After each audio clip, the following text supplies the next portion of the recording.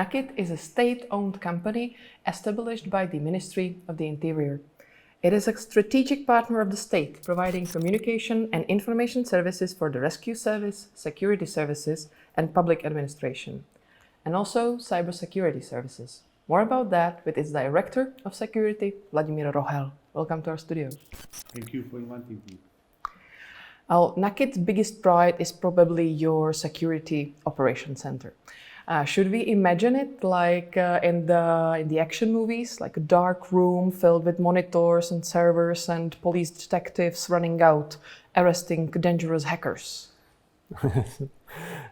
It's a nice imagination, but it's not reality.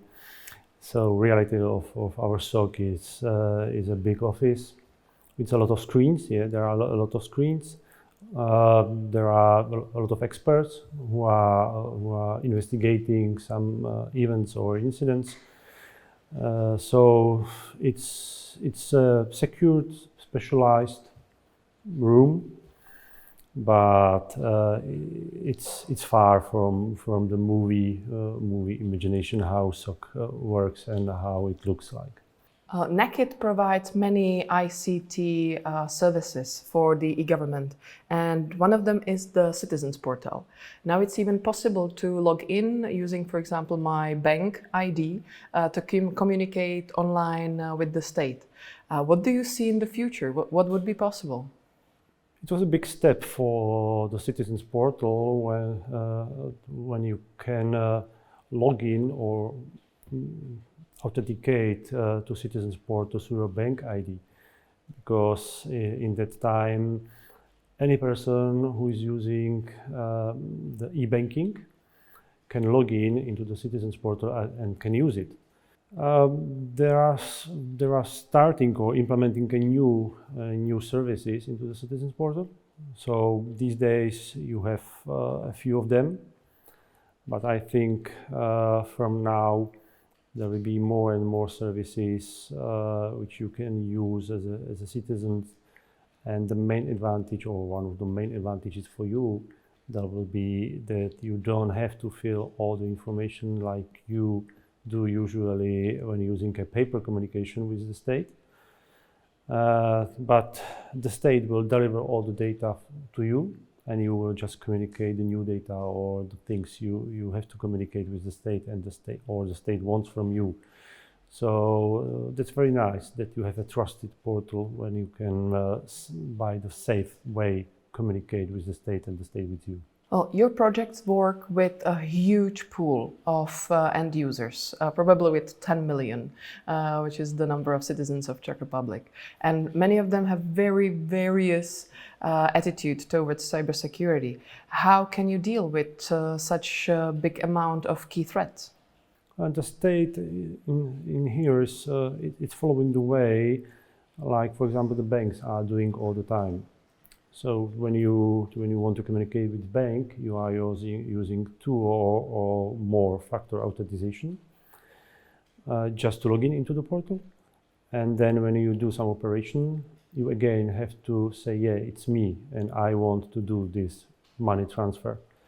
And similar methods right now are used also when the state wants to communicate with you. So yes, it's a very secured way, and all the principles people already know from the e-banking, they are right now in the Citizens Portal.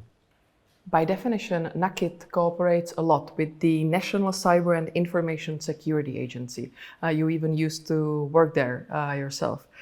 How would you describe your collaboration?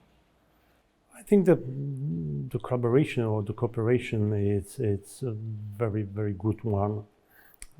We signed the MOU, so we can closely communicate all the things about the cybersecurity, about the law, about the bylaws, about solving the issues, about new materials which NUKIP is preparing together with us very often.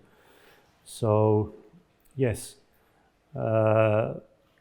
we are the hands of the cybersecurity for the NUKIP. We are giving them a feedback, And from my side, the cooperation, it's a very great thing, so how we can help or help back to NAKIT to build a better cybersecurity in the Czech Republic. One of your most visible projects is the Smart Quarantine, a set of tools designed to help battle the COVID-19 crisis. Which tools have you developed? We developed about 6, 7, 8 tools which help to govern this pandemic for the government, and also tools for citizens to help them to find their contacts when they realize that they are positive. Next tool is, for example, registration and reservation for the vaccination. It's also our tool. And these days we put in alive the new mobile application, the COVID Pass, so people can have their certificates in their mobile phones. This year you were part of the Czech team at the biggest technical exercise called Locked Shields. Can you describe the experience, and can it compare anyhow to the ECSC? Locked Shields is, I think, the biggest technical exercise in the world.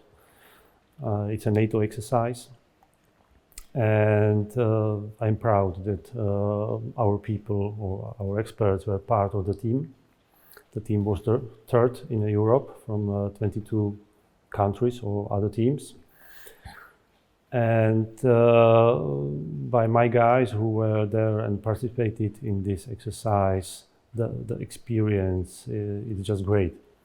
So they came full of ideas, and I think for sure NAKIT will want to be part of the Czech team also the next year, and probably we will want to have there more experts in this team than this year. How many people are in the Czech team, and the threats that you were exercising on, were there real ones or fantasized? The Czech team together, there were 80 people, 80 experts from different organizations, companies, state organizations. And most of them, they didn't know each other before. And yes, all the threats, all the attacks were real. The red team was using all the real hacks which they knew from the past, and they just put them together to one story, let's say. So all the experts were trained to real threats. So no attack, no method was made just for the exercise. NAKIT offers internships not only to students but to teachers as well. Can you elaborate on your activities for the young generation interested in cybersecurity? Yeah, NAKIT, we are trying to build a pool of experts in the future. That's the reason why we participate in all these activities about AFSEA and ECSC. And we offer to the students to come to us and to work with us. And also we offer to one school to send to us to their teachers, because we realize that they are using the same software as we are using.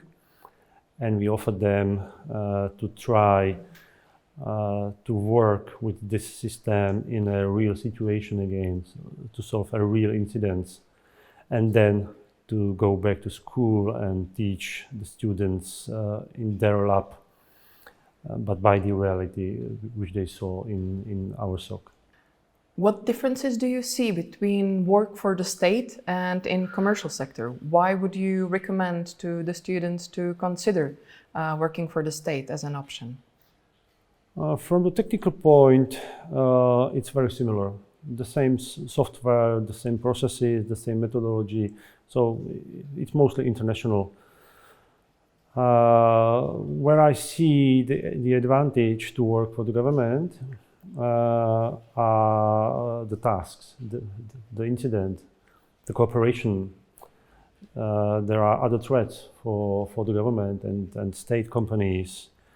The risks are quite different. So, yeah, I think if you want to enjoy something which you will probably not enjoy in a commercial companies, go to work for the state.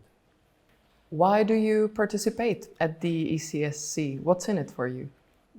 As I already said, we want to help to build a new generation of security experts, and that's also our task in the ECSC or in cooperation with AFCEA.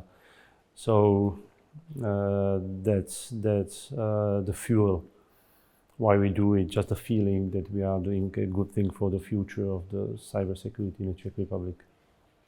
Well, thank you very much for the interview and for keeping the state running. You're welcome.